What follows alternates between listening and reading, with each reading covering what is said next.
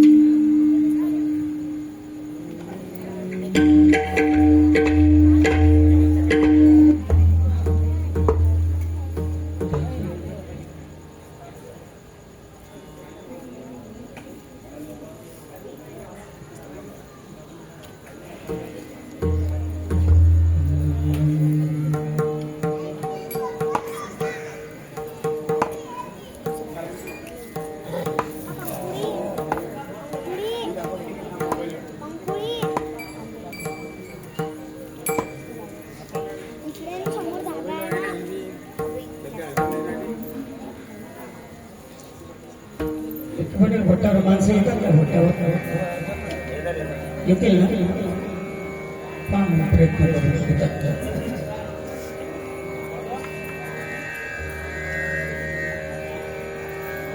प्रयत्न करून पहा येतात का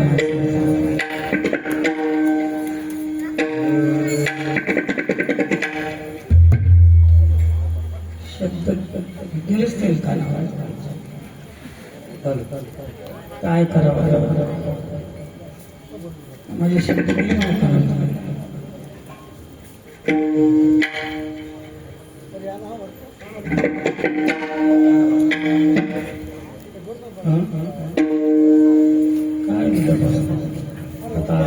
आज पहिला दिवस आपल्या गावाचेच कीर्तन कर पाहिजे उद्यापासून बोलण्याचं काम नका बोलू एवढं तर फक्त वर हवा नाही लागत खाली हवा नाही हात पाय हलवता बाकी काही नाही म्हणणाऱ्याचा कोण दिसते माझं तोंड तर तुम्हाला माहित आहे काय पहिल्यापासून माहित आहे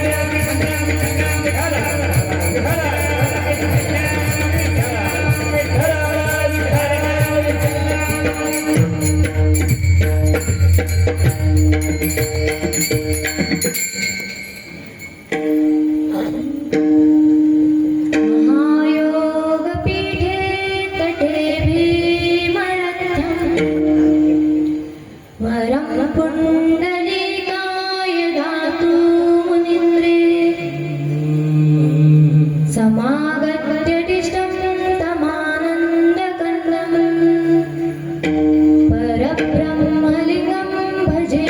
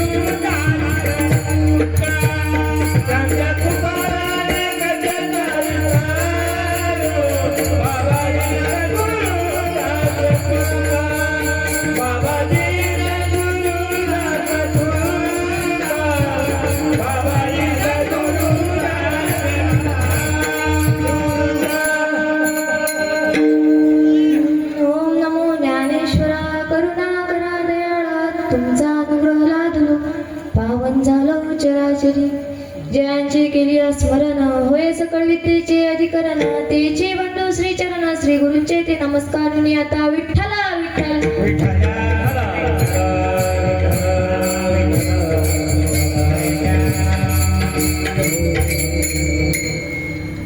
श्री गुरुचरण सरोज रज निज मन मुकुर सुधारी बरनो रघुपल विमल जसु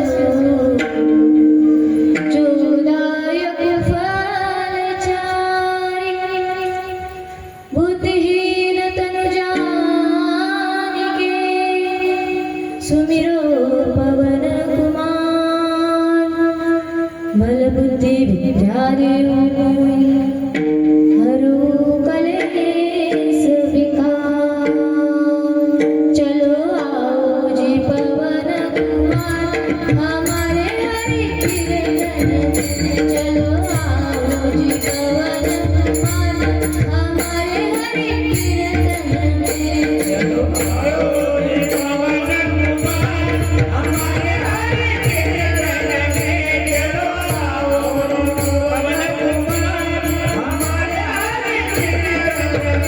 चलो आओ जी पवन कुमार हमारे हरि कीर्तन में चलो आओ जी पवन कुमार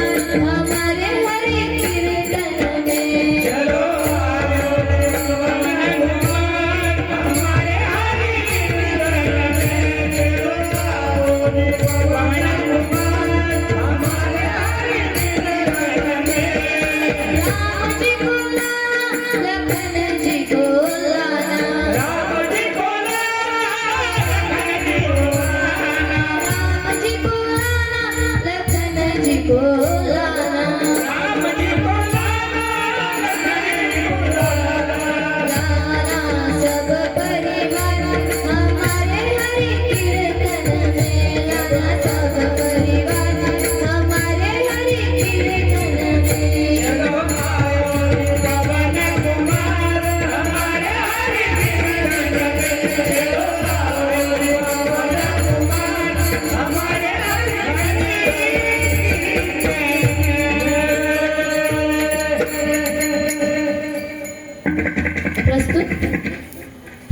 प्रसंगी प्राप्तस्थळी प्राप्तवेळी कीर्तन रूपी सेवे करता निवडलेला अभंग हा पैठण निवासी माझे नाथ बाबा त्यांचा फार चरणाचा नसून अवघ्या 4 चरणाचा व उत्कृष्ट असा सर्वांच्या परिचयाचा असा अभंग आज मी सेवे करता निवडलेला आहे. विठ्ठल विठ्ठल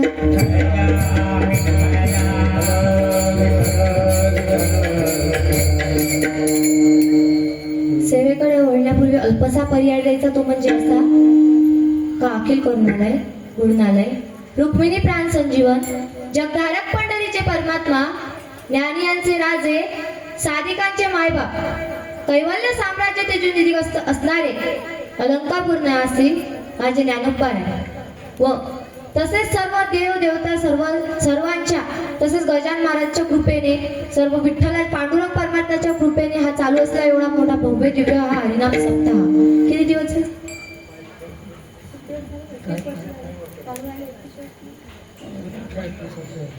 19 वर्ष म्हणजे मी जन्माला यायच्या आधीपासून हा सप्ताह चालू आहे.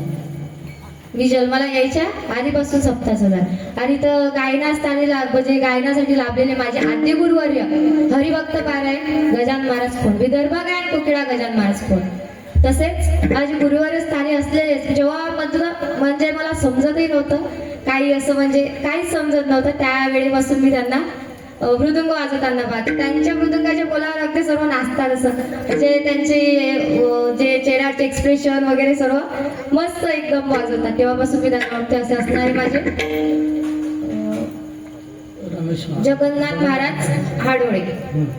आता तसेच गायनाच्या मृदुंगाचार्यच आहेत आमचे योगेश दादा आज टाळकरी म्हणून उभे आहे. ज्येष्ठ मंडळीला मान द्यावा लागतो. हो बरोबर आहे. तसेच गायनाचार्य म्हणून गोंडीराम महाराज हे आमचे गुरुवर्य स्थानीच आहे. तसेच आणखी आपले जे नेतृत्व पारायण व्यासपीठ हरिभक्त पारायण रमेश महाराज पळसकर दिवसभर आपलं पारायण करून सुद्धा आज कीर्तनाला उपस्थित आहे त्याबद्दल खूप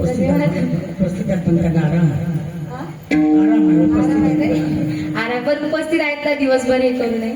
तसे सर्व ताळकरी आपण सर्व श्रोते आता मी गावातलीच आहे म्हटल्यानंतर काही परिचयाचा विषयच नाही. सर्वांचा मलाही परिचय आहे माझा सर्वांना परिचय आहे. तसे अगदी गोळ असे साऊंड सिस्टीम असणार साऊंड सिस्टीम साऊंड एकला एकदम मस्त साऊंड सिस्टीम वगैरे आहे. टाळ्या वाजवा एकदम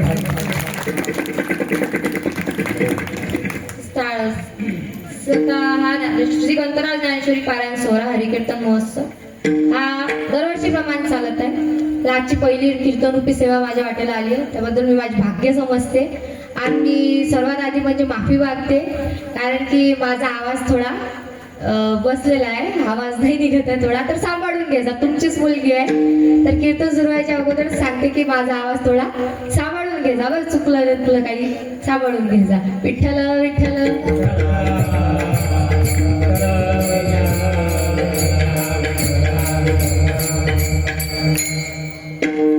अभंगाचा सरळ सरळ भावार्थ सांगायचा तो म्हणजे असा आवडे देवासी तो एका प्रकार आवडे देवासी तो एका प्रकार देवाला कोणता प्रकार आवडतो तो एका आवडे देवासी तो एका प्रकार नामाचा उच्चार रात्रंदिवस नामाचा केलेला उच्चार रात्रंदिवस केलेला नामाचा जप हा देवाला आवडतो. तसेच तुळशी माळ गळा गोपी चंदन टिळा हृदय कळवळा वैष्णवांचा ज्याच्या गळ्यात तुळशीची माळ आहे ज्याच्या डोक्याला कपाळाला तुळशी माळ गळा आणि गोपी चंदनाचा टिळा आहे असे लोक देवाला आवडतात. ज्यांच्या गळ्यात तुळशीचे माळा धारण केलेल्या आहेत ज्यांनी डोक्यावर कपाळावर टिक्का लावलेला आहे असे लोक. आणखी काय आवडतं देवाला आषाढी कार्तिकी पंढरीची वारी आषाढी कार्तिकी पंढरीची वारी साधन निर्धारी आणणारी जे आषाढी कार्तिक पंढरीची वारी करतात असे देवाला प्रिय आहे. तसेच एका जनार्दनी ऐसा ज्याचा नेम तो देवा परम पूज्य जगी तो देवाच्या ठिकाणी देवाच्या स्थानी परम पूज्य असतो. देव त्याला परम पूज्य मानतो. आता रात्रंदिवस नावाचा जप केला म्हणून ते देवाला आवडतं आपण ते करायला पाहिजे. हा चला अभंगाचा सरळ भावार्थ विठ्ठल विठ्ठल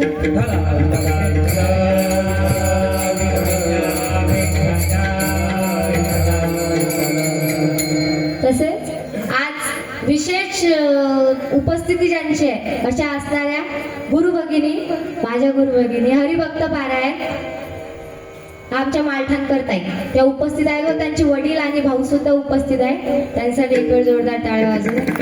त्याचा सत्कार करायचा आहे. फक्त थोडा 1 मिनिट फक्त भेटेल का सर्वांचा? भेटेल ना? 2 मिनिट नाही या नाही येऊ द्या या झालं या आधीच बघ आताच फार उशीर झाला. उठून जातील सर्व या उठून जातील सर्व बघ काही या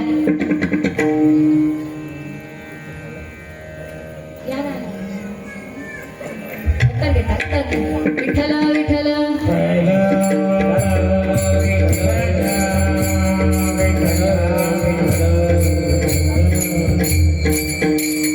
अभंग निवडलाय हा एकनाथ महाराजांचा. नाथ बाबा होते तरी कोण, नाथ महाराजांचा अधिकार तरी काय. नाथ महाराज हे त्यांना 3 पदव्या दिल्या होत्या जगाने. किती पदव्या? 3 पदव्या दिल्या होत्या जगाने. त्या म्हणजे एक संतत्वाची, एक श्रीमंतीची आणि तिसरी म्हणजे शांतीची. जे संतांमध्ये जे विशिष्ट गुण असतात ते म्हणजे शांतीचा तो गुण त्यांच्या अंगी होता. दुसरा म्हणजे संत ते होतेच आणि तिसरे म्हणजे श्रीमंतही होते. काही लोक म्हणतात का संतांकडे पैसा नव्हता, तसं अजिबात सुद्धा नाही. कारण नाथ महाराजांच्या घरी जो पाहुणा यायचा जेवण करायला त्यांच्या घरी तो सोन्याच्या ताटात आणि चांदीच्या वाटीत जेवायचा. नाथ महाराज एवढे श्रीमंत होते. नाथ महाराजांच्या घरी चोर सुद्धा चोरी करायला आला की त्यांना क्विंटल सोनं भेटायचं. आपल्या गावात तरी क्विंटल सोनं भेटेल का? अख्ख्या गावातलं जर जमा केलं तर भेटेल का? क्विंटल निघेल का? असेल कोणाची काय माहित आता नाही ना. तर ते श्रीमंतही होते, सतही होते आणि शांतही होते. शांत किती होते बरं? असं काल्पनिक दृष्ट्या सांगितलं जातं की नाथ महाराजांच्या घरी नाथ महाराजांनी एका ब्राह्मणाला जेवणाकरिता बोलवले होते. नाथ महाराजांनी एका ब्राह्मणाला जेवणाकरिता बोलवले होते. तर तो ब्राह्मण पाटावर बसायचं सोडून देऊन त्यांच्या पत्नीच्या पाठीवर जाऊन बसला होता. कोणाच्या? नाथ महाराजांच्या पत्नीच्या पाठीवर जाऊन बसला होता. तरी सुद्धा नाथ महाराजांना राग आला नाही. एवढे ते शांत होते. आणखी एक उदाहरण सांगते. आणखी एक असं सांगितलं जातं की नाथ महाराज इंद्रायणीतून स्नान करून आल्यानंतर त्यांच्या अंगावर एक युवक थुंकला होता. एक युवक गोदावरी स्नान करता गेले होते. तेव्हा त्यांच्या अंगावर एक युवक थुंकला होता. तो युवक थुंकल्यानंतर आपल्या अंगावरचा शितोडा उडला. कदाचित गाडी जवळून गेली, त्या गाडीचा आपल्या अंगावर शितोडा उडला तर आपण त्याला उलटून शिवी देतोच, बोलतो ना. चुकून उडते तो युवक त्यांच्या अंगावर जाणून थुंकला होता. जाणून तरी सुद्धा त्याने काही म्हटलं नव्हतं. ते गेले आणि त्या नदीतून स्नान करून परत आले. असं 1 वेळ नाही, 2 वेळ नाही, 3 वेळ नाही, असं 108 वेळा त्या माणसाने त्या युवकाने केलं होतं. 108 वेळा तो युवक नाथ महाराजांच्या अंगावर थुंकला होता. तरी सुद्धा त्यांना राग आला नाही.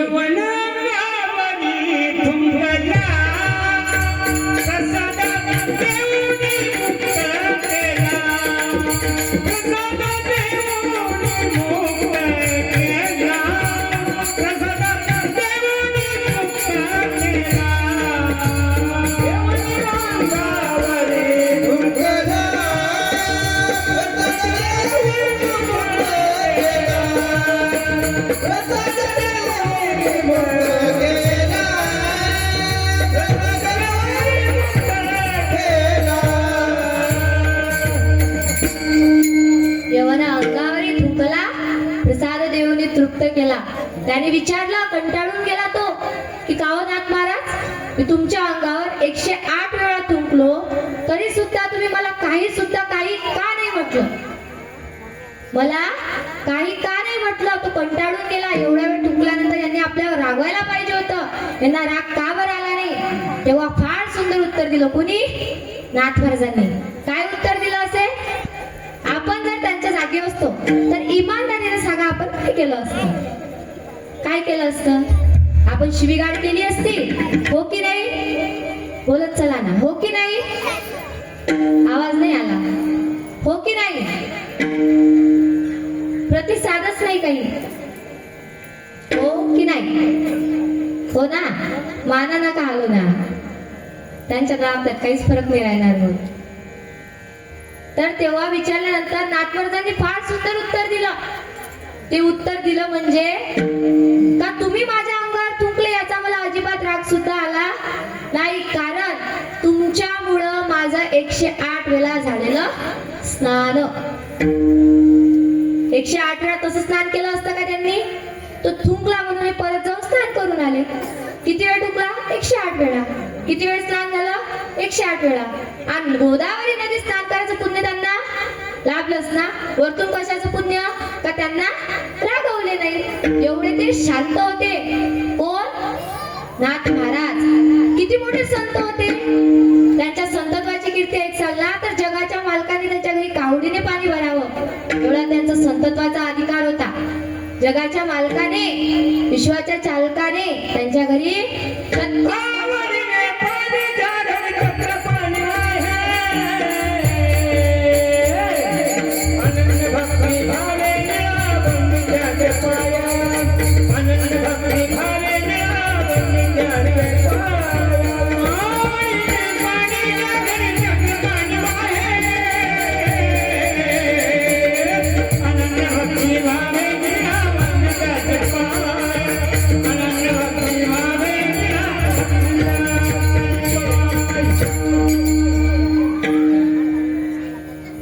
कावडीने पाणी ज्या घरी चक्र पाणी वाहे.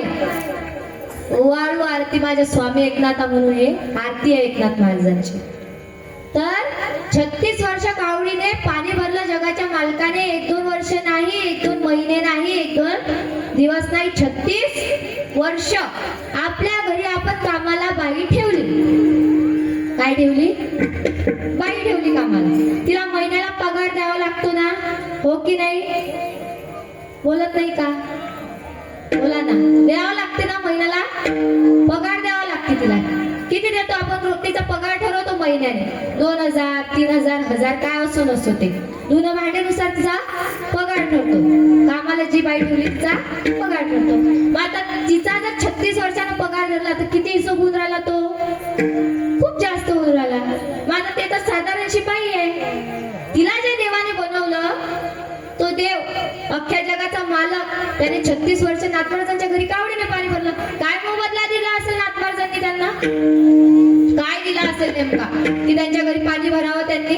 देवाने काय ताकद असेल? एवढी त्यांची संतत्वाची ताकद होती. देवाचा स्वभाव आहे. देवाचा काय स्वभाव आहे? जेव्हा घेईल तेव्हाच देईल, जेव्हा घेशी तेव्हा देसी, ऐसा अससी उदार. हा देवाचा स्वभाव आहे. देव घेतल्याशिवाय काही सुद्धा देत नाही, हे जाणून घ्या. जेव्हा आपण भक्ती कराल तेव्हा तो त्याच्या बदल्यात आपल्याला काही ना काही देईल. आता देवाची बहीण होती, खूप प्रेम होतं तिचं श्रीकृष्णावर. 5 पांडवांची पत्नी. नाव तिचं द्रौपदी. रात्रंदिवस ती श्रीकृष्णाचं भजन करायची. काय करायची? भजन करायची रात्रंदिवस. तीच नव्हे तर तिचे 5 पती सुद्धा श्रीकृष्णाचं भजन करायचे. आणि तेवढंच नाही तर त्यांचे केस सुद्धा त्यांचं भजन करायचं. त्यांच्या रोमातून फक्त श्रीकृष्णच नाव यायचं. एवढी 5 पतींची पत्नी द्रौपदी, तिला बहीण मानलं होतं श्रीकृष्णाने. भगवान श्रीकृष्णाने तिला बहीण मानलं होतं. बहीण मानली म्हटल्यावर देवाने तिला तर न घेतल्याशिवाय काही द्यायला पाहिजे होतं ना. तसं नव्हतं. जेव्हा श्रीकृष्णाची करंगडी कापली गेली, जेव्हा श्रीकृष्णाची करंगडी कापली गेली ना, तेव्हा 16,108 बायका ज्या श्रीकृष्णाला आहेत पत्न्या, त्या सर्व चिंधी शोधण्याकरिता गेल्या होत्या. 16,108 बायका श्रीकृष्णाच्या त्या चिंधी शोधण्याकरता गेल्या होत्या की आपल्या पतिदेवाच्या करंगडीला आता बांधावा तरी काय. तेव्हा मानलेली बहीण द्रौपदी तिने आपल्या साडीचा पदर घेतला आणि टरकन फाडला आणि आपल्या भावाच्या बोटाला गुंडाळला.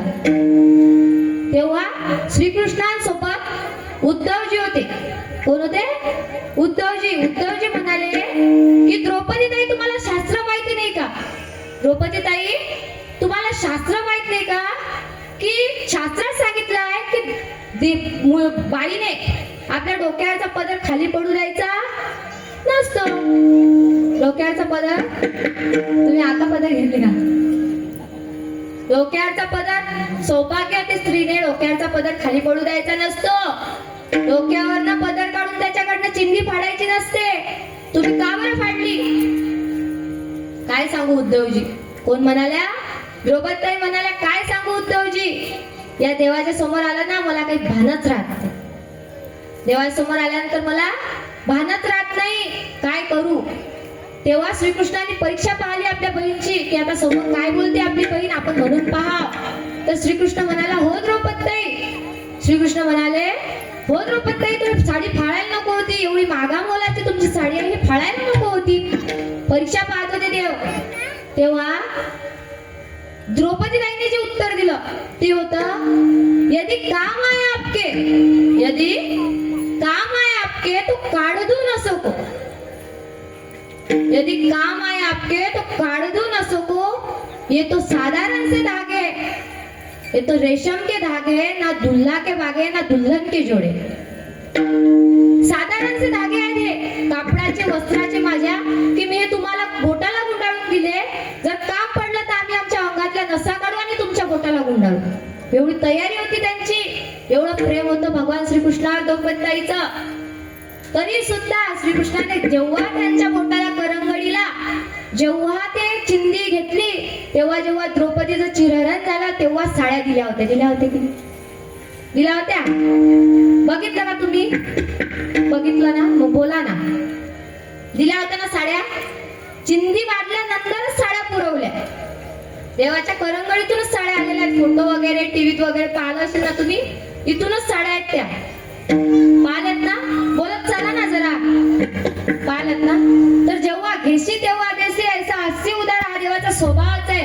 देवाने आपल्या मानलेल्या बहिणीला नाही सोडलं. आणखी उदाहरण आहे का? आणखी दृष्टांत आहे का? जेव्हा द्रौपदीताईवर संकट आलं होतं दुर्वासासारखं, जेव्हा द्रौपदीताईच्या घरी ब्राह्मण जेवायला आले होते, तेव्हा द्रौपदीताईच्या घरी काही सुद्धा अन्न नव्हतं, काही अन्न नव्हतं. त्यावेळेला द्रौपदीताईने हाक मारली श्रीकृष्णाला, कृष्णा धावरे लवकरी, संकट परेले भारी, हरी तू आमचा कैवारी, आली अगाध निवाराया. अशी हाक मारली. जेवता ताट श्रीकृष्णाने असं लुटून दिलं आणि पळत सुटले आपल्या बहिणीच्या मदती करता. मदती करता आल्यानंतर श्रीकृष्णाने विचारलं की द्रौपदताई काय झालं? द्रौपदताई काय झालं? का बरं हाक मारली? काही नाही रे देवा, संकट आलंय माझ्यावर खूप मोठं. कोणतं द्रौपदताई? माझ्या घरी ब्राह्मण आले जेवायला, त्यांना वाढायला काही सुद्धा नाही माझ्या इथे. तू देता का? तू मदत करता का माझी? तुझ्या भरोशावर आहे बरं सर्व, कर ना मदत थोडी. मी नाही करत तुझी मदत. मी माझं जेवतं ताट लोटून आलोय तुझ्या मदती करता, आणि माझ्या पोटात आग पडली आणि तूच मला आणता का त्या ब्राह्मणाला जेवण द्या म्हणून? जेव्हा तू मला देशील तेव्हा मी तुला दे. असे श्रीकृष्ण भगवान कोणाला म्हणाले? द्रौपदताईला म्हणाले. घरात काही सुद्धा नव्हतं, भाजीचं पान चिटकलेलं होतं. कशाला? त्या गंजाला भाजीचं पान चिटकलेलं होतं, ते घेतलं आणि श्रीकृष्ण देवाच्या तोंडात टाकलं. ते टाकल्यानंतर त्या पख्या ब्राह्मणाला श्रीकृष्ण भगवंतांनी जेव घातलं. कधी दिलं पण? कधी दिलं? पान टाकल्या नंतर. आधी काय म्हणाले? मी देणार नाही, मला आधी दे मग मी तुला देतो. हा देवाचा स्वभाव आहे. एवढंच नव्हे तर एका ताटात जेवायचे, एका बकेटीत आंघोळ करायचे, एका गुरुची विद्या घ्यायचे. असे दोन मित्र, एक श्रीकृष्ण आणि एक सुदामा ब्राह्मण. सुदामा ब्राह्मण दुःखी दारिद्र्य पीडिला, सुदामा ब्राह्मण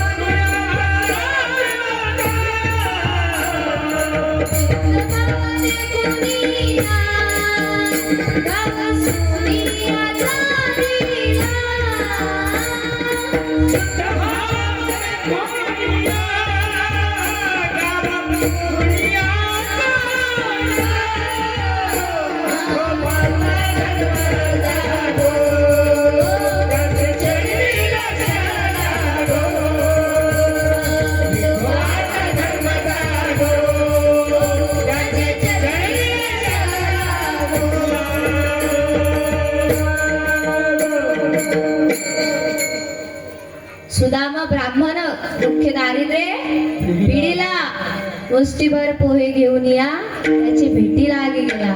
शुद्ध भाव देखून या गाव सोनियाचा दिला. विठोबाचा धर्म जागो त्याची चरणी लक्ष लागो. जेव्हा सुदामा ब्राह्मण भेटीला गेले भगवान श्रीकृष्णाच्या, तेव्हा हातात मुठभर पोहे घेऊन गेले होते. फक्त काय घेऊन? पोहे घेऊन, मुठभर, फक्त मुठभर असे. पण तो अंतकरण काय होता? शुद्ध होतं. शुद्ध अंतकरणाने आपल्या भगवंताला पोहे घेऊन गेले होते. अशी एक मुठ्ठी काढली आणि देवाच्या हातात दिली. तेव्हा देवाने सोन्याचा घाव म्हणजे सोन्याची नगरी दिली. कोणाला? सुदामा ब्राह्मणाला. दुसऱ्या याच्यात द्यायलाच गेले होते की रुक्मिणी मातेने हात पकडला होता. उधार देतो देव, पण कधी देतो? जेव्हा घेईल तेव्हा देईल. मुठभर पोहे तर घेतलेस ना, मुठभर पोहे घेतलेस, पोहे घेतल्यानंतर देतो. आता हा झाला देवाचा स्वभाव. आपल्याला देवाची आवड बाळगायची, ते अभंगाच्या प्रथम चरण. आवडे देवासी तो महिमा प्रकार. आवडे देवासी तो महिमा प्रकार. आवडे देवासी तो एका प्रकार. आवडे देवासी तो एका प्रकार. आवडे देवासी तो एका प्रकार. आवडे देवासी तो एका प्रकार. आवडे देवासी तो एका प्रकार. आवडे देवासी तो एका प्रकार. नामाचा उच्चार रात्र दिवस.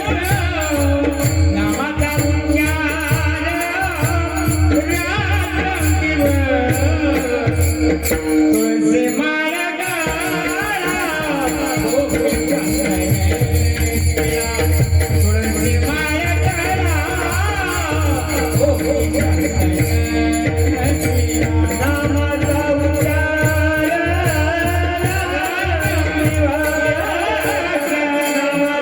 उच्चार रात्र दिवस. तुळशी माळ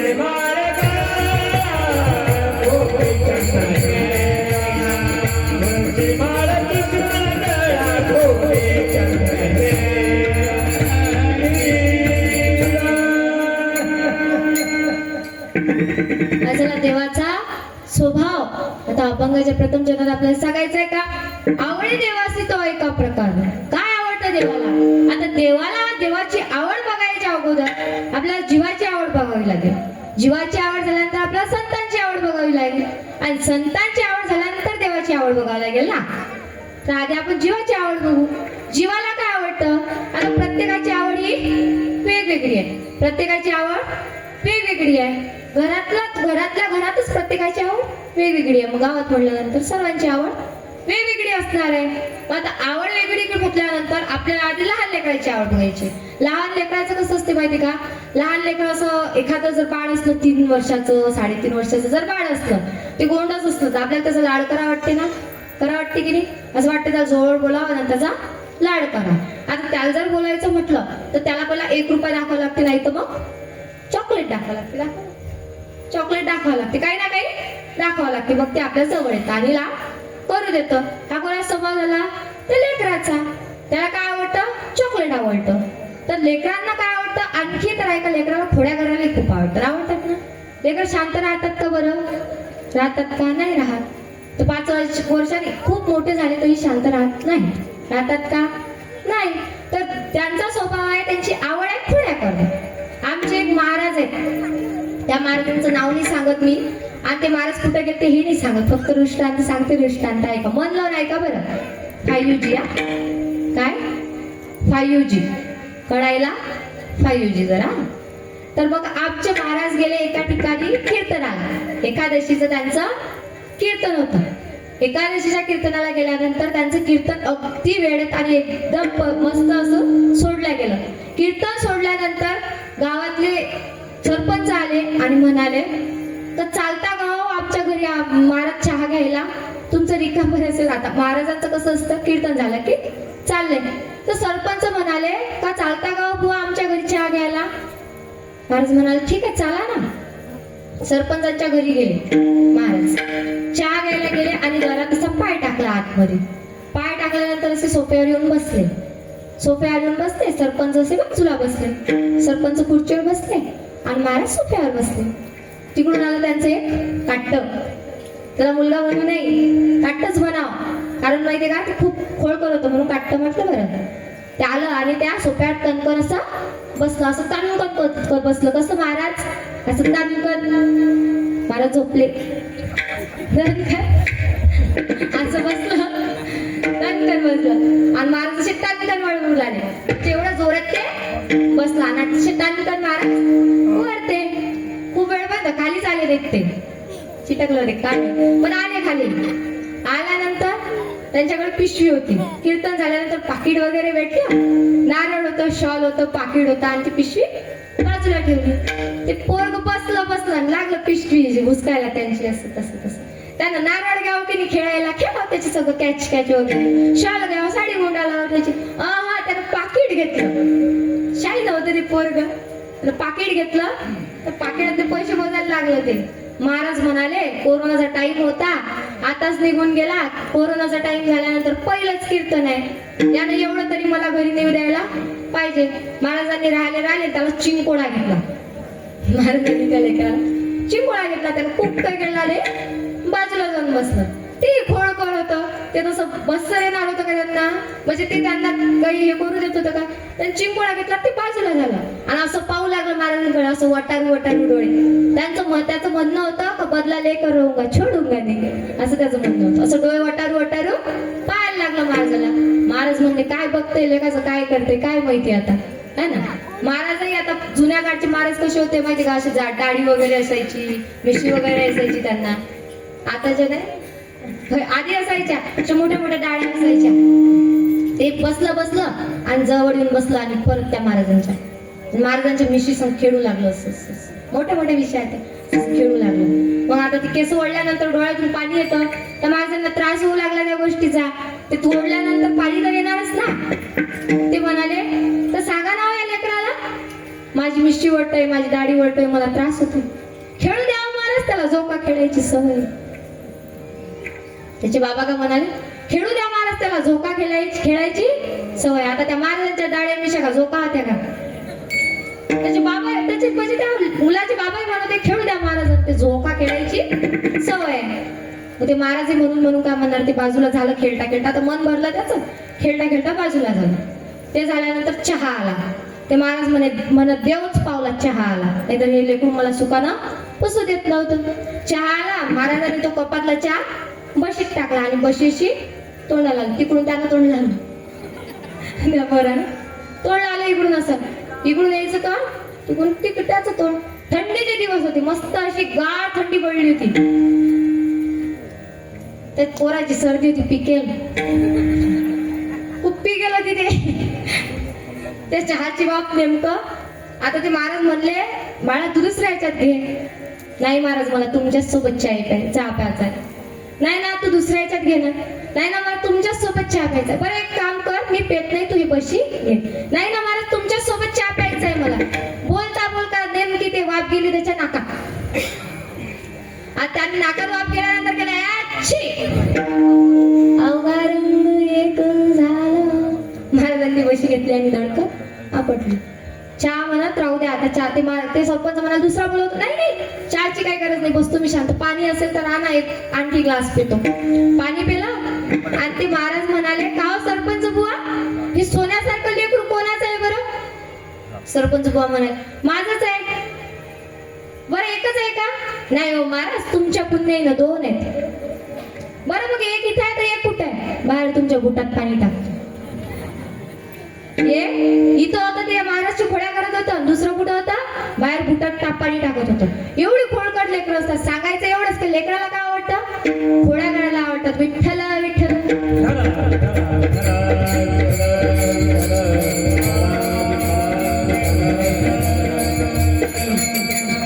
हे झाली लेकराची आवड. आता महिलांना काय आवडतं बरं, तुम्ही सांगा काय आवडतं तुम्हाला? हा सांगा ना, मोठ्यानं सांगा ना. ती तुमचीच मुलगी आहे, बाहेर गावाने नाही आली, गावातच आहे. हा साड्या आवडतात ना? बरोबर बोलल्या काकू, एकदम तुम्ही साड्या आवडतात. आता साडीचा दृष्टांत सांगतो तुम्हाला, दृष्टांत नाही माझी हकीकत सांगते मी तुम्हाला. आम्ही दिवाळी गेली ना, आता दिवाळीला आम्ही साडी घ्यायला गेलो होतो माझ्या आईसाठी. साडी घेतली आम्ही, खूप आवडली होती साडी, खूप जास्त आवडली होती. एवढा मस्त कलर वगैरे मलाच आवडली होती, माझ्या आईला त्याच्याही पेक्षा जास्त आवडली होती. पण त्या साडीचं कसं झालं म्हणजे काय, आवडलं तर ती खोलून बघितली, त्याला एवढं छिद्र होतं, एवढं जास्त नव्हतं, एवढं सगळंच होतं. पण आवडली तर तेच साडी, मग घ्यायची होती तेच साडी, भाव कमी करून घेतली पण घेतली तेच साडी. एवढ्या साड्या आवडतात. नाहीतर तुम्ही एक काम करा माहिती का, पुरुष मंडळ, सकाळी जा जेव्हा दुकान उघडतं ना साड्यांचं, तेव्हा जा आणि यांना बाहेरना त्याच्यात सोडून द्या.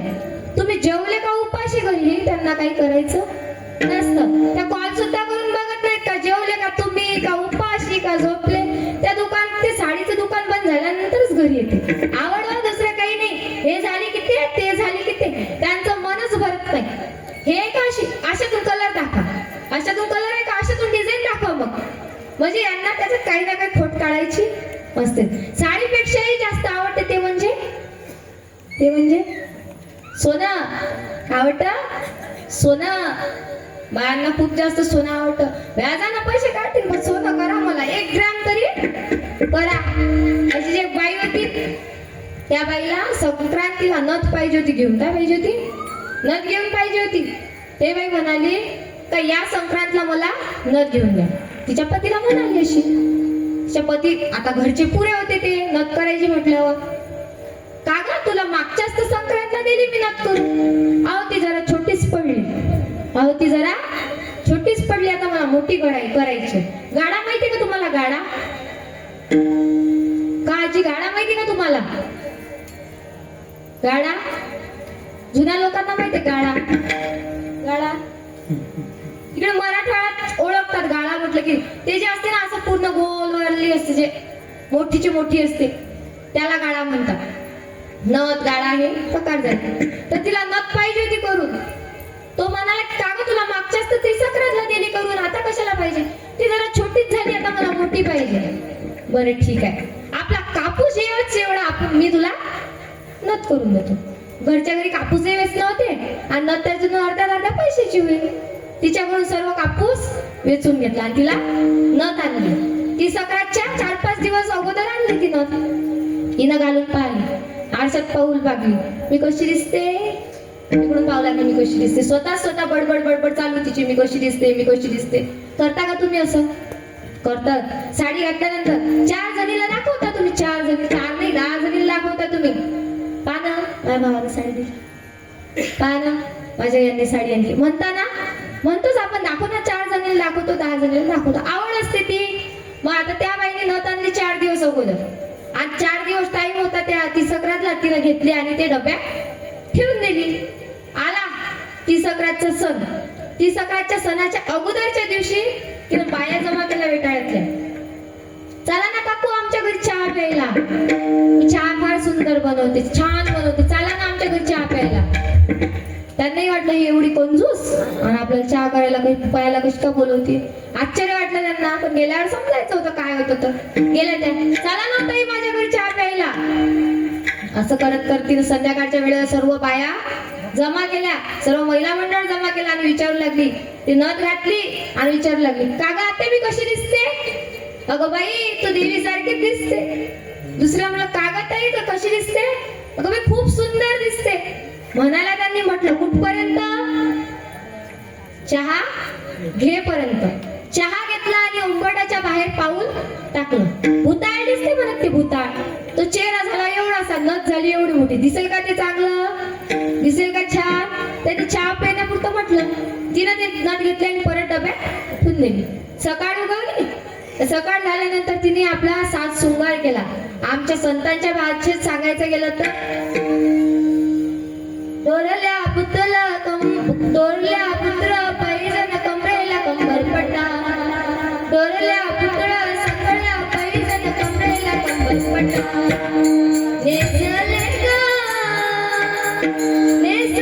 ग शालू पैठणचा. नेसले ग शालू पैठणचा, नेसले ग शालू पैठणचा.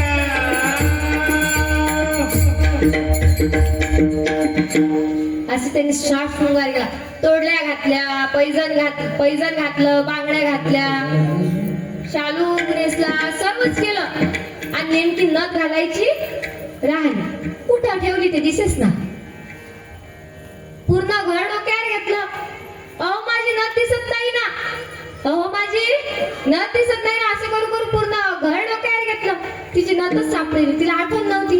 हर्षवाद झाला होता. तिने एवढी मोठी नथ आणली, उद्या बायला दाखवायची. आता 30 सकरातला आपण जातो, वाण घेऊन जातो ना. तर आपलं माहिती का, लक्ष ठेवा. मी सांगतो मुलींना, लक्ष ठेवा. आपल्या आईचं, काकूचं, शेजारच्या बाईचं कुकू फळलेलं असतं ना. असं नेमकं लागलेलं असते का ते, असं फळलेलं असते ना. कारण काय बरं त्याचं, हा मी सांगू का त्याचं कारण काय आहे. याच्यावर लक्षच नसतं, याच्यावर लक्ष असतं. साडी कोणती घातली, जेवढं कोणती मोठं हा? तेवढं नवऱ्याचं आयुष्य वाढतं. हो काय, कुंकानं जेवढं मोठं असं असतं नाही. हा कुंकू लावायचा, कुंकानं आयुष्य वाढते. तर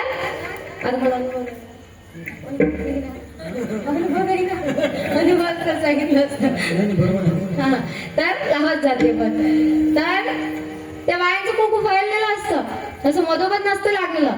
कारण बाईचं माहिती का लक्ष कुठं असतं, साड्या कोणत्या घातल्या आणि सोनं किती काय आहे याच्यावरच लक्ष. इथं कुठं चाललं हे लक्ष नसते. मग तिची नेमकी नथ हरवली. अख्खं घर डोक्यावर घेतलं. थकून हारून आला बिचारा घरी. आणि पती म्हणाला, कर ना ग मला चहा. कुठं तुमचा चहा ठेवायला लावता मला, माझी नथ नाही ना दिसत. आता तुम्ही सांगा, आपले जे काका आहेत सर्व पुरुष मंडळ, प्रश्नांचं उत्तर द्या फक्त. देसाल ना. सांगू का पुढचं, हो की नाही ते सांगा. हा, मुलं बोललेत ना, सांगा ना. सांगू की नाही सांगू, उत्तर द्या फक्त.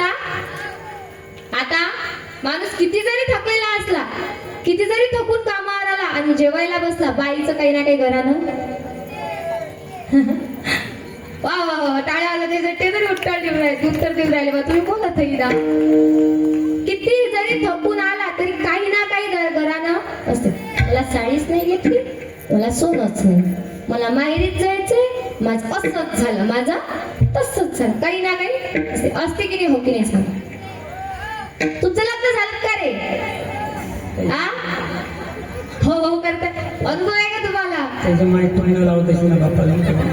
अरे तुमची आई लावतात का टुमणं. गरजून मार खासान बरं. आपल्या घरी यायचं नाही कोणी. हो हा, आपल्या घरी यायचंच नाही. गरजून मार का काय, माझं आई गेले तुमच्याबद्दल खोटी गवाही देतात. तुम्ही लावता का बरं टुमणं. सर्व चांगले आहेत, माझ्या आई आहेत सर्व चांगले आहेत की. तुम्ही टुमणं लावता का तुम्ही, खरं सांगा फक्त. देवाच्या दरबारात बसलोय आपण, लावता का. हसताय म्हणजे लावता तुम्ही टुमणं, काही ना काही तर लावताच टुमणं. मग बाईचं घरानं असतं आणि तो नेमका बिचारा कामावर आला आणि टुमणं लागलं. माझी नथ नाही ना दिसत, माझी खूप रडत होती ती, पुसाडून रडत होती. माझी नथ नाही ना दिसत, माझी नथ नाही ना दिसत. असं करू करू घर डोक्यात घेतलं. बिचाराला चहा काय पाणी सुद्धा दिलं नाही. आखरी ती म्हणाली, मला जेव्हा तुम्ही नथ आणसाल तेव्हाच मी वाण घेऊन जाईल. त्याची गरज होती का वाण घेऊन जायची. त्याला कशाला गरज पडली, जाशील तर जाय, राशील तर राह. पण त्याला वाटलं आपला स्वयंपाक कोणी करणार. आणाच लागली ना नथ, आणलीच ना. का ग तुला नथीच आवडा का बरं हरी वाटतोय. काही नाही हो, मला त्याच्यासोबत सेल्फी काढायची होती. काही नाही, मला सेल्फी काढायची नाही. एका सेल्फीसाठी तिनं ते नथ हरवली तर हरवली, दुसरी आणायला लावली. दुसरी आणल्यानंतर मग चहा करायला गेली. हरका आनंद झाला तिला, माझ्या नवऱ्याने दुसरी नथ आणली बाई मला. असं करत करा चहा करायला गेली. नेमका तो डबा उघडला, साखरचा डबा, नथ. आधी काही आनंद झाली, एक नाही दुसरी आली. विठ्ठला विठ्ठला.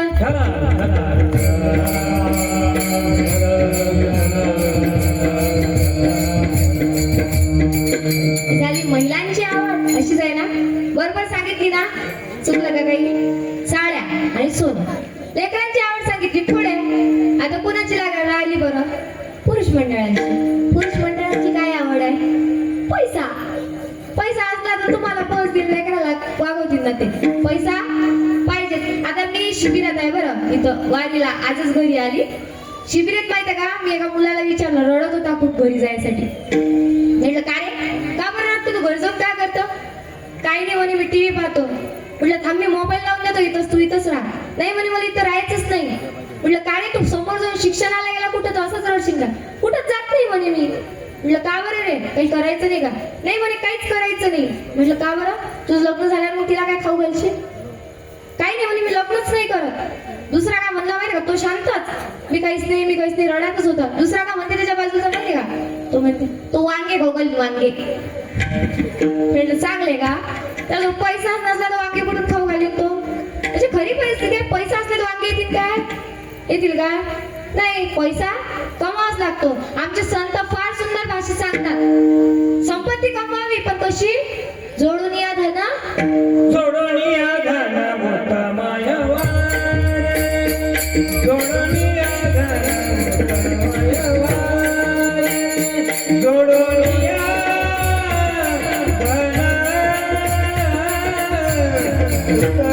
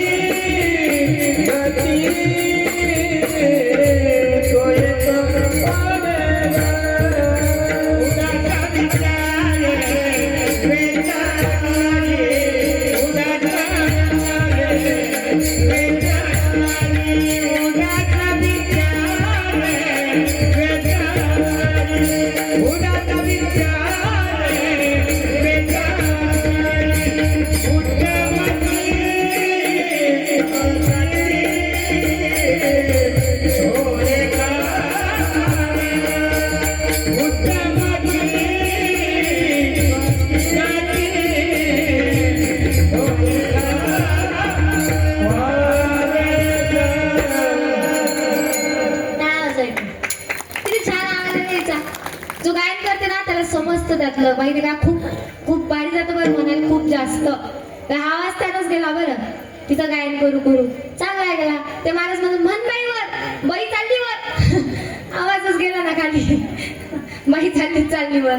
काय करा, पण गायन विदर्भ गायन कोकिळा म्हणून ओळखतात त्यांना. आणि आमचे कोंडीराम बाबा, खूप छान आवाज आहे बरं, खूप जास्त, खूप म्हणजे तप लागतो असंही म्हटलं चालते त्या गायनाला. खूप जास्त तप लागतो, तसा नाही निघत आवाज. बेंबीच्या डेटापासून ओरडावं लागतो, ओरडावं नाही, स्वर काढावा लागतो. ओरडणं इथून म्हणतात, बेंबीच्या डेटापासून निघतो तो स्वर असते, त्या स्वरात म्हणतात. सोपं नाही वर आवाज चढणं. वाजवा इकडे टाळ्यावर. विठ्ठल विठ्ठल.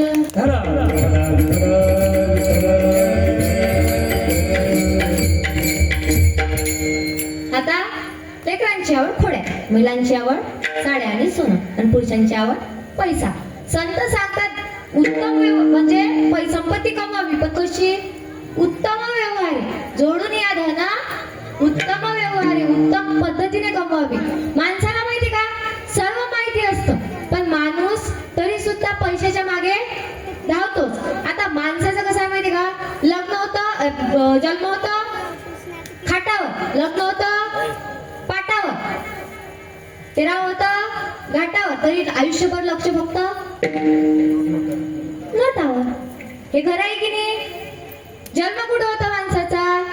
खाटावर होतो ना. खाट म्हणजे बाज. जन्म होतो खाटावर, लग्न कुठं होतं? पाटावर. पाट पाट. हो नाही, रिएक्शनच नाही तुमचं काही, रिप्लाय काही जरासा. पाटावर. आणि तेरा होतं घाटावर, तरी आयुष्यभर फक्त लक्ष. हे माहीत असते ना, एक कवी फार सुंदर शब्दात सांगतात. काय सांगतात?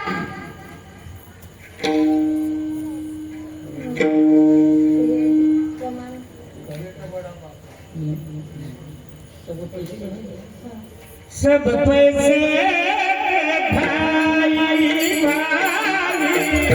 सब पैसे भाई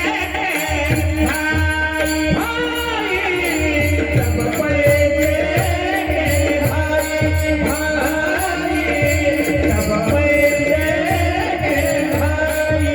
दुनिया में साथी नहीं कोई, दुनिया में साथी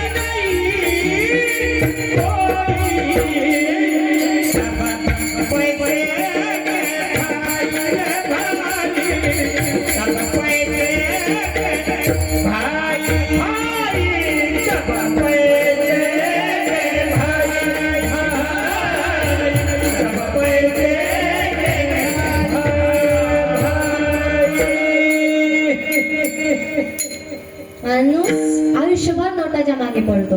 आपल्या सोबत काही नाही, तिजोरी असते का त्या याला? माणसाला पेटवतो त्याला तिजोरी असते का? नाही. पण पैशाच्या मागे धावतो. आणि बरोबर आहे म्हणा, पैशाने उदरनिर्वाह पैशाने चालतो ना, बरोबर आहे. माणसाची आवड आहे संपत्ती, आणि माणसाची आपली ही झाली जीवाची आवड. आणखी जीव कोणते? जीव मध्ये सृष्टीमध्ये खूप जीव आहेत. आता प्राण्यांमध्ये आहेत, पक्ष्यांमध्ये आहेत, सर्व ज्याच्यात आहे. आपण हे जीव आहे, सर्व आहेत ना. त्या जीवांची आवड सर्वांची वेगवेगळी. हे आपण आपल्या, आता मला जेवढं तर ज्ञान आहे समजा आपल्या या जीवाचं, त्याच्यानुसार मी सांगितलं की आपली आवड सर्वांची वेगवेगळी आहे. आता संतांची आवड काय आहे? संतांची आवड फार सुंदर सांगितलेली आहे. कशी? संतांना पैसा आवडत नाही, संतांना संसार आवडत नाही. ते संसारात असून सुद्धा नसतात, असूनही नसावे संसारात. बरं, ते संसारात असून सुद्धा नसतात. हे संतांचं झालं. संतांचं फार सुंदर असं आहे का संत खरंच पैशाच्या मागे नाही, संसाराच्या मागे नाही, ती फक्त आणि फक्त देवांच्या मागे लागलेली असतात. कधी ना ऐकलेला दृष्टांत सांगते तुम्हाला, ऐका. छत्रपती शिवाजींचे आद्य गुरु कोण होते? जगद्गुरु तुकोबार. कोण होते? जगद्गुरु तुकोबार आहे. आता तुकोबार आहे जेव्हा स्नान करण्याकरता इंद्रायणी नदीत गेले, तेव्हा त्यांची सवय होती, जी शिळा होती त्या शिळेवरती ते आपला पंजा, आपल्या चिपड्या, आपला ते विणा वगैरे सर्व काढून ठेवायचे आणि स्नान करण्याकरता जायचे. मग आद्यगुरु होण्याच्या अगोदरचा दृष्टांत आहे हा. का आद्यगुरु होण्याच्या अगोदर छत्रपती शिवाजी महाराजांनी परीक्षा पाहिली होती. तुकोबार यांची परीक्षा पाहिली होती. तुकाराम तुकाराम नाम घेता कापे यम. साधं सामर्थ्य होतं का त्यांचं नाव घेतल्याबरोबर यमाने कापावं एवढा त्यांच्या सामर्थ्य असल्यावर ते त्याचं काही ना काही तर असेल ना त्यांच्या. खूप मोठं होतं, काही ना काही खूप मोठं होतं.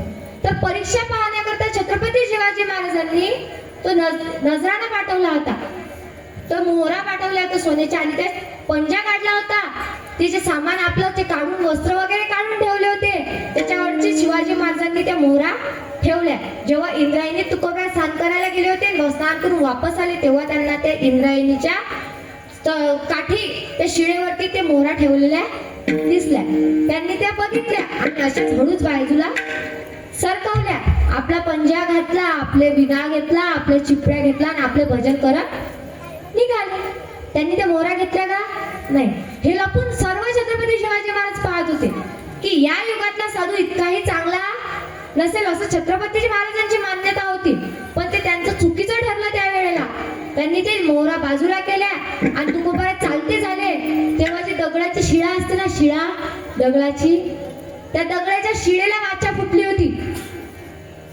दगडाच्या शिळेला वाचा फुटली होती म्हणजे ते बोलती झाली होती शिळा की का हो तुकोबार आहे, रोज तुम्ही या शिळेवरती बसून भजन करता, आज का बरं करत नाही?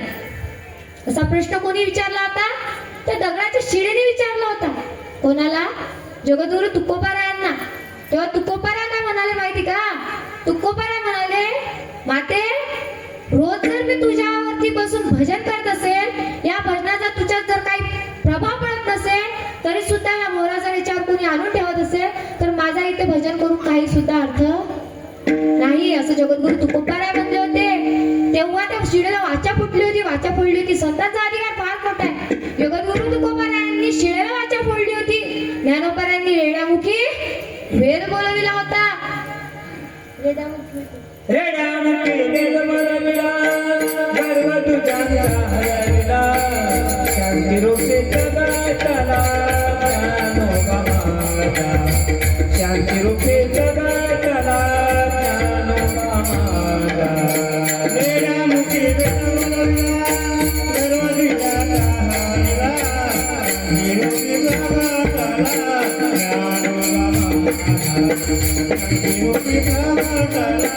ज्ञानोबा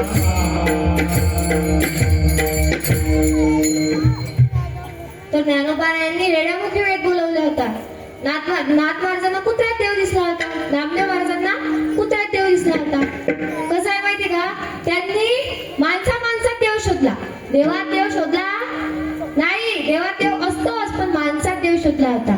आपण जर तांब्यावर पाणी देवाला घेऊन जात असू आणि रस्त्याने एखादा जर तहानलेला भेटला, ज्याला तहान लागली, त्याला जर पाणी पाजलं ना, ते पाणी देवालाच अर्पण होणार, कारण त्याला तहान लागली आहे ना. अंतःकरण तळपतोय त्याचं पाण्यासाठी.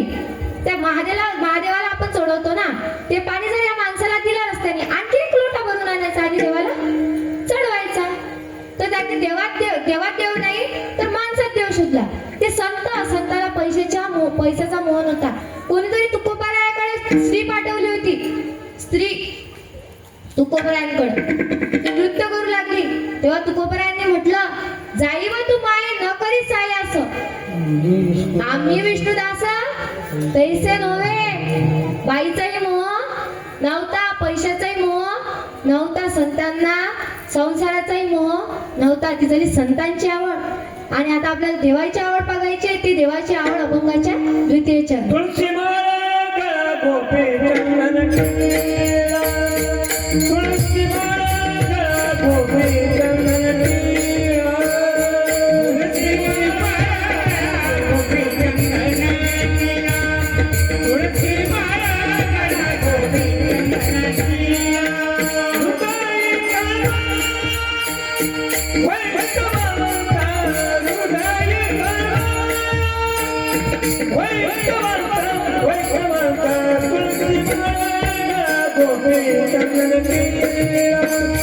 हृदय कळवा,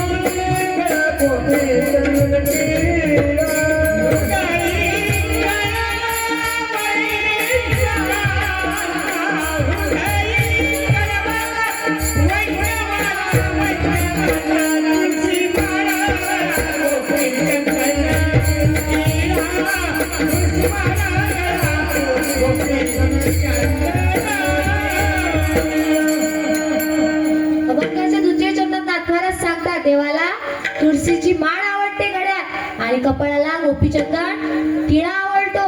तरी माझी तरी अशी विनंती आहे का बा माळ घालत जा. चंदनाला टिळा नाही लावणं झालं, कुकू लावता तुम्ही, पण माळ तरी घाला. इथून इथं कोणाच्या गळ्यात माळ आहे, हातवर करा बरं. तसं पारमार्थिक आहे आपलं गाव, असं नाव खराब नाही होणार आपल्या गावाचं, मला एवढी फुल गॅरंटी. करा बरं हातवर, करा ना, गर्वानं करा ना हातवर, का आमच्या गळ्यात आहे बा माळ. आहे ना, तुमच्या नाही का? आहेत का? हातावर तर दुखत असतील ते खूप वेळचे, वरतीच आहे तशी. तुझ्या आईच्या गळ्यात नाही म्हणा. मी आईच्या गळ्यात आहे ना, आईच्या गळ्यात आहे, दादाच्या बाबाच्या आमच्या गळ्यात आहे. तर माळा घालत जा. नाथमहाराज सांगतात का तुळशी माळा गळा, गोपी चंदन टिळा. आणि तुळशीची उत्पत्ती कशी झाली माहितीये का? तसं सरळ घेते, आपल्याला वेळ खूप झाला. माझीच म्हणजे आता आज पहिला दिवस असल्यामुळं थोडा उशीरच झाला. सरळ सांगते का तुळशीची उत्पत्ती अशी झाली का, तो एक राक्षस होता. त्या राक्षसाची पती होती वृंदा. जालिंदर नावाचा राक्षस होता. त्या राक्षसाची पत्नी होती वृंदा.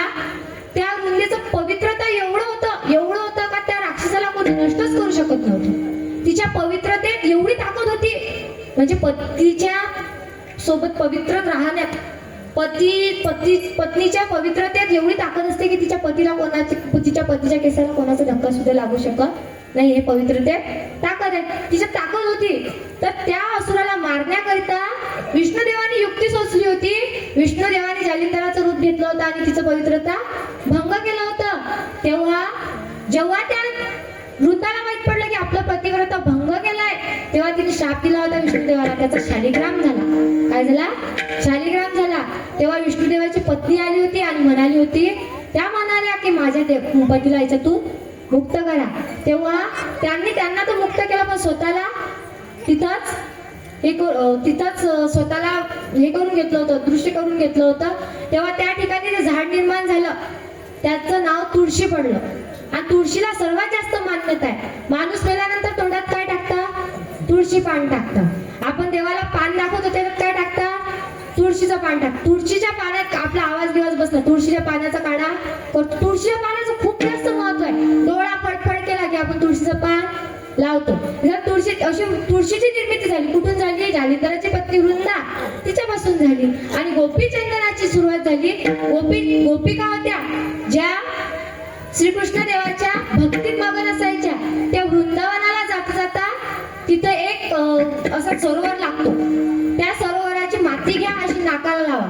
त्याचा वास गोपीचंदनाचा येईल. तिथं त्या गोपिकांचा तळप म्हणजे मृत्यू झाला होता. त्या पाणी जेवण बिना अन्नाच्या होत्या ना, त्यांचा तिथं मृत्यू झाला होता. देवाला भेटण्याकरता जाता जाता तर तिथं माती घ्या आणि नाकाला लावा. त्याचा वास गोपीचंदनाचा येतो. आणि समोर गेल्यानंतर थोड्या अंतरावर माती घ्या, त्याचा वास येत नाही. तिथून आपल्याला गोपीचंदन मिळतं. हे झालं तुळशी माळ गाळा, गोपीचंदन टिळा. तुळशीच्या माळीचं महत्व आणि गोपीचंदन टिळ्याचं महत्व, हे झालं त्याचं महत्व. आणि अभंगाच्या तृतीय शब्दात ते दुसरी आवड सांगते.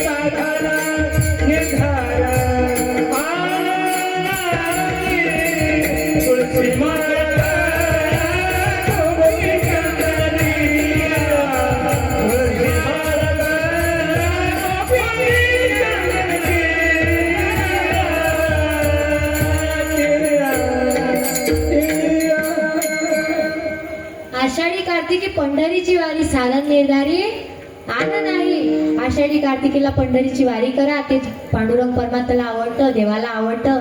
ही देवाची आवड झाली. आणि शेवटच्या चरणात नाथमाला सांगतात की ही सर्व देवाची आवड शेवटच्या चरणात नाथमाला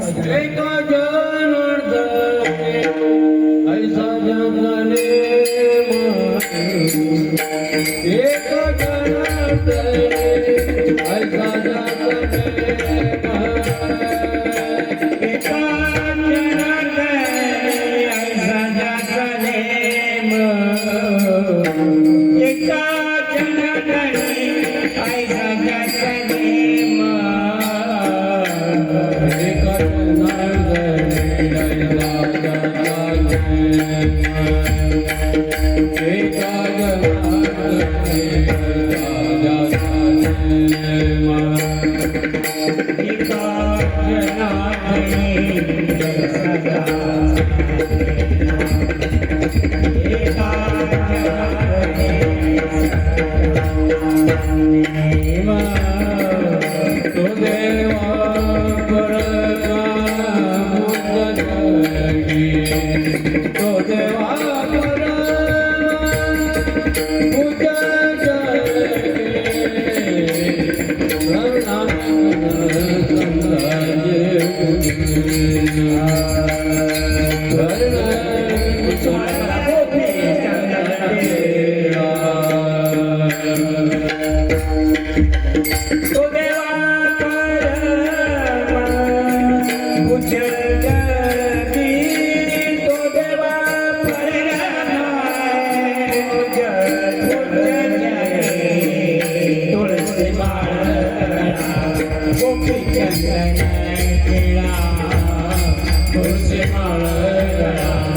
तुळशी माळ गोपी चंदन टिळा तुळशी माळ गोपी चंदन टिळा तुळशी माळ गोपी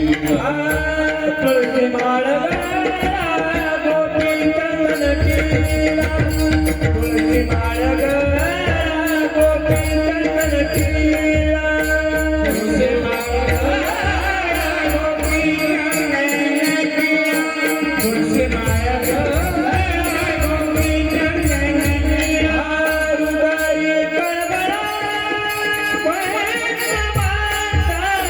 हृदय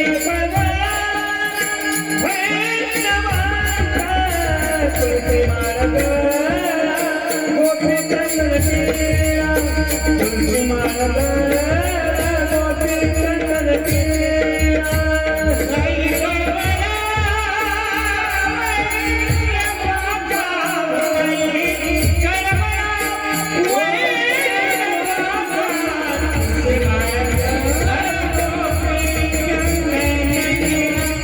तुळशी माळ गोपी चंदन टिळा तुळशी माळ गोपी चंदन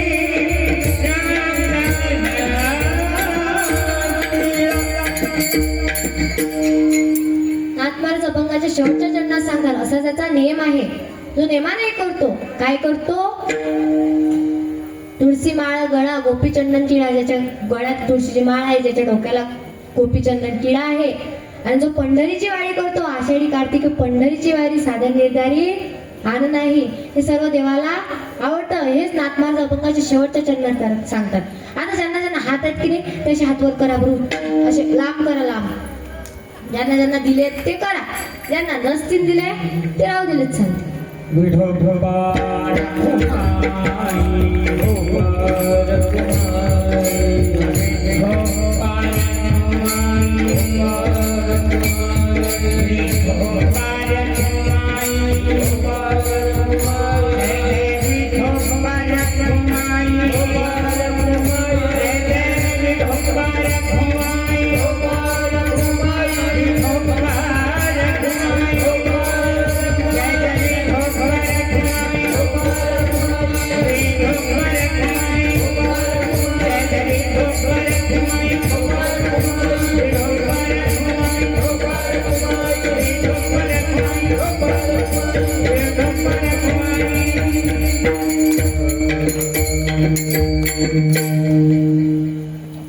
आजची झालेली कीर्तन सेवा थोडी अर्थी बळदी अशी अटकत झाली बरं तब्येत बरोबर नसल्यामुळे जरा काही समजलं चुकलं असेल तर आपलीच मुलगीवरून पदरात घ्यावायचं बरं तुमचीच आहे ना तुमचीच मुलगी आहे तुमच्याच गावातली आहे तुमचं सर परिचयाचे ना सर्वांच्या मी आहे ना आपलीच मुलगी म्हणून माझी चूक पदरात घ्या काही चुकलं असेल तर माफ करा काही झालेली कीर्तन सेवा मी सद्गुरू जानगीर महाराजांच्या चरणी अर्पण करते तसेच माझ्याकडून चुकीने नाव राहून गेलेलं आपल्या गावातील डिवरे महाराज म्हणून जे वाचक असतात गजानन महाराजांच्या मंदिरात त्यांचं नाव आलेलं होतं तसेच आमचे आबाजी असतात विनेकरी म्हणून तसेच तोपदार दादा आलेले आहेत तुम्ही वाडेगावचे तेल्हाराचे का तेल्हारावरून आलेले आहेत तसेच मार्गदर्शक म्हणून लाभलेले आमचे मार्गदर्शक असतात बाबुडकर भाऊ असतात तसे आमचे काका आलेले आहेत तेलाऱ्यावरून आमच्या गौरीताई मालठाणकर त्यांचा सत्कार आलेला आहे हरिभक्त वारे गौरीताई मालठाणकर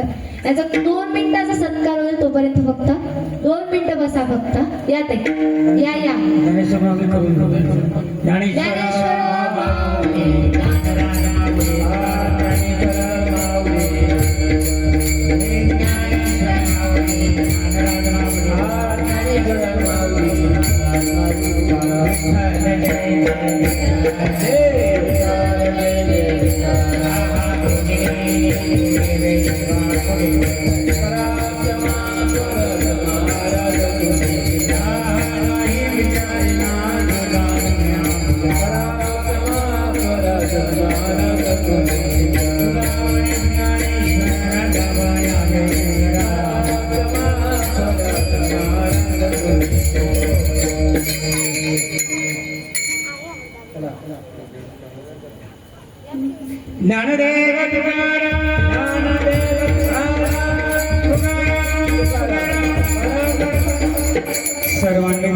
बसून घ्यायचं आहे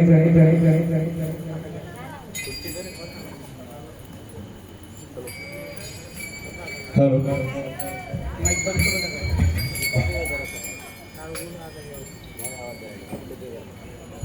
हॅलो.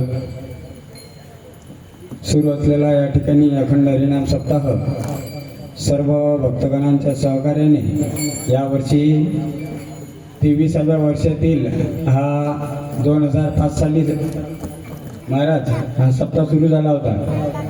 23व्या वर्षातील हा या ठिकाणी जहांगीर महाराज संस्थान दरबारमुळे शिवाजी चौक येथे सर्व युवा तरुण मित्रमंडळाच्या परिश्रमाने सर्व भक्तगणांच्या सहकार्याने सुरू असलेला हा अखंड हरिनाम सप्ताह श्री गणेशराज ज्ञानेश्वरी पारायण सोहळा व दररोज रात्री महाराष्ट्रातील यावर्षी नामवंत हरिकीर्तनकार. तरी सर्वात शेवटचा सप्ताह आपल्या गावामध्ये हा असतो आणि यातून खूप अडचणी वर्गणीमध्ये सगळ्या गोष्टीमध्ये येत असतात. तरी यावर्षी महाराज लोकांचे सौजन्य आणि जी महाराज मंडळी बाहेर घेऊन विनंतीला मान देऊन या ठिकाणी येते त्यांचे सौजन्यसुद्धा यावर्षी तरुण मित्रमंडळाने वाटून घेतले आणि जो पेंडालचा खर्च महाप्रसादाचा खर्च आता सर्वांच्या सहकार्याने या ठिकाणी आपण हा करणार आहोत. तरी आम्ही आमच्या विनंतीला मान देऊन या ठिकाणी गजानन बाबा असतील, जगन्नाथ बाबा असतील, कोंडीराम बाबा असतील, रमेश बाबा असतील, योगेश महाराज असतील यांनी विनंतीला मान देऊन दुसरा सप्ताह घेतला होता. कारण अधिक महिने आल्यामुळे त्यांची तारीख अदलबदल झाली आणि दुसऱ्या ठिकाणी एक सप्ताह होता. पण आपल्या गावाच्या प्रेमापोटी आणि इतके वर्ष या सप्त्याला झाले आणि हा सप्ताह इतका वर्ष झाले चालू आहे म्हणून तो सप्ताह तिकडचा रद्द करून या ठिकाणी आपल्या प्रेमापोटी महाराज या ठिकाणी उपस्थित सर्व झाल्याबद्दल त्यांचे टाळ्या वाजून या ठिकाणी आपण स्वागत करावं. त्यांची उणीव या ठिकाणी कोणीच काढू शकत नाही. आणि आजचे कीर्तनकार हरिभक्त पारायण 7वी महाराष्ट्रातील नामवंत भागवतकार ज्यांचा महाराष्ट्रामध्ये नाव आहे असे सोनाली दिदी करपे यांच्या विद्यार्थिनी नम्रता दिदी पाटील यांचं अतिशय सुंदर कीर्तन या ठिकाणी झालं. आपल्या सर्वांच्या सहकार्याने या ठिकाणी ती कीर्तनाला उभी आहे. आपण गावकऱ्यांनी तिला पहिले कीर्तनाला आपल्या गावामध्ये हिंमत दिली. अशीच हिंमत देत राहा आणि ते महाराष्ट्रातील एक आपल्या विदर्भातील नामवंत कीर्तनकार होईल असा आशीर्वाद तिला द्या. आणि अतिशय सुंदर कीर्तन तिने या ठिकाणी केलं. तसेच आपल्या भागातील एक नामवंत कीर्तनकार या ठिकाणी हजर आहेत. त्यांचं नाव आहे गौरीताई मालठाणकर. त्यांचा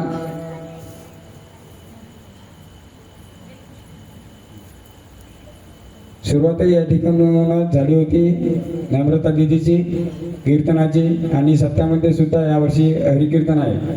तरी गौरीताई मालठाणकर यांचं स्वागत करण्याकरता नम्रताताई शाळेला मी या ठिकाणी विनंती करतो की त्यांनी शाल देऊन या ठिकाणी त्यांचं स्वागत करावं अशी मी त्यांना विनंती करतो. त्यांचे वडील सुद्धा या ठिकाणी आलेले आहेत महादेवरावजी मालठाणकर. त्यांचं स्वागत या ठिकाणी रमेश बाबा करतील अशी मी त्यांना विनंती करतो. या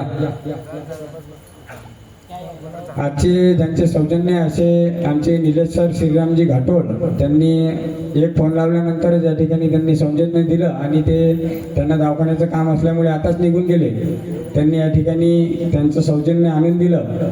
तरी मी सावित्रीबाई फुले कन्या विद्यालयाचे मुख्याध्यापक अतिशय आदर्श शिक्षक घाटोळ सर यांचे या ठिकाणी मनापासून आभार मानतो व त्यांचे सौजन्य या ठिकाणी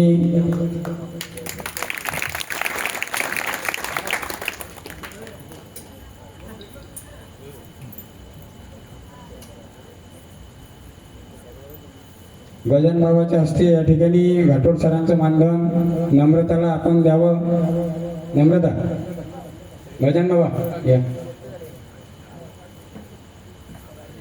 सत्कार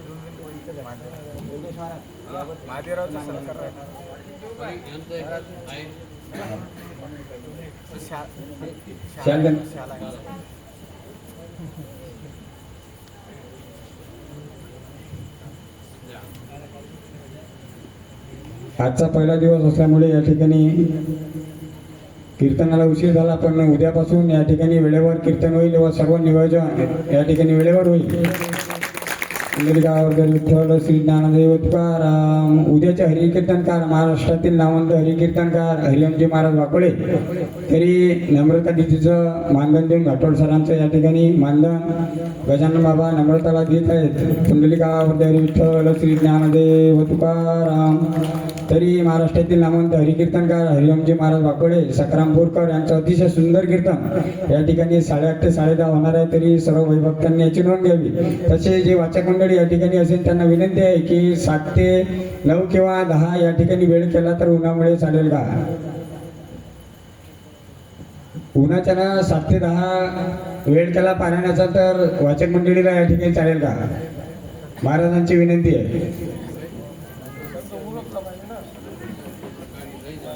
तुम्ही सांगा, नाही तर मग वेळेनुसार या ठिकाणी 9 ते 11-12 या ठिकाणी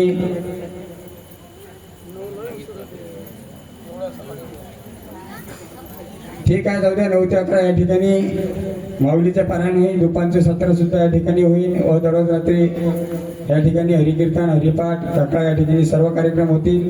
आपण या ठिकाणी थांबल्याबद्दल मी युवा तरुण मित्र मंडळाच्या वतीने छत्रपती शिवाजी चौकाच्या वतीने गावकऱ्यांच्या वतीने या ठिकाणी आभार मानतो व तरुण मित्र मंडळाला विनंती करतो की घरी कोणी जाणार नाही.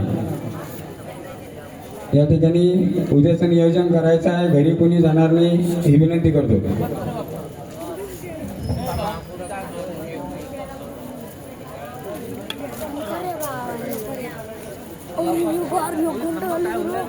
चालू आहे ना रे तो काहीच नाही बघतो असं करायचं ते